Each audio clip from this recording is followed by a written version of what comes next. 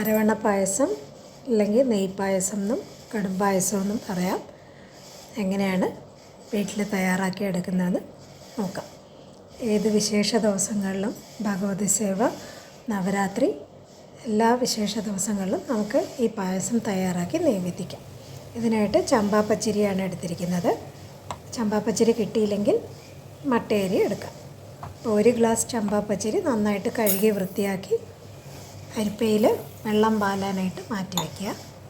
1 glass അരിക്ക് 6 glass തിളച്ച വെള്ളവും 3.5 ഗ്ലാസ് ശർക്കരയുമാണ് എടുത്തിരിക്കുന്നത്.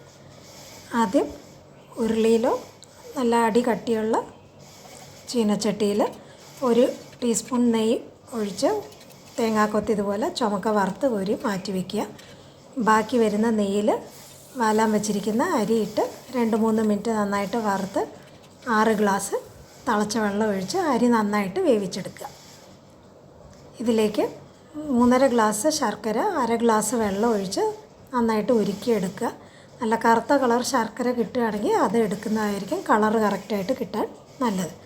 അരി നന്നായിട്ട് വെന്തതിന് ശേഷം ശർക്കര അരിച്ചൊഴിച്ച് വറ്റിച്ചെടുക്കുക.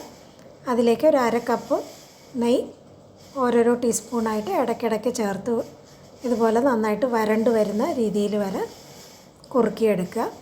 അവസാനം ഏലക്കാപ്പൊടിയും ചുക്കുപൊടിയും ചേർത്ത് വറുത്ത് വെച്ചിരിക്കുന്ന തേങ്ങാക്കൊത്തും കൽക്കണ്ടവും കൂടെ ചേർത്ത് ഇതുപോലെ നന്നായിട്ടൊന്ന് വരണ്ട് കിട്ടുന്ന രീതിയിൽ ആവുമ്പം ഗ്യാസ് ഓഫ് ചെയ്യുക. തണുത്ത് കഴിയുമ്പം നന്നായിട്ട് ചുരുണ്ട് കിട്ടും. ഇതുപോലെ നമുക്ക് ഏത് വിശേഷ ദിവസങ്ങളിലും തയ്യാറാക്കി വിളമ്പാവുന്നതാണ്. എല്ലാവരും ഈ രീതിയിൽ അരവണ പായസം തയ്യാറാക്കി നോക്കുക.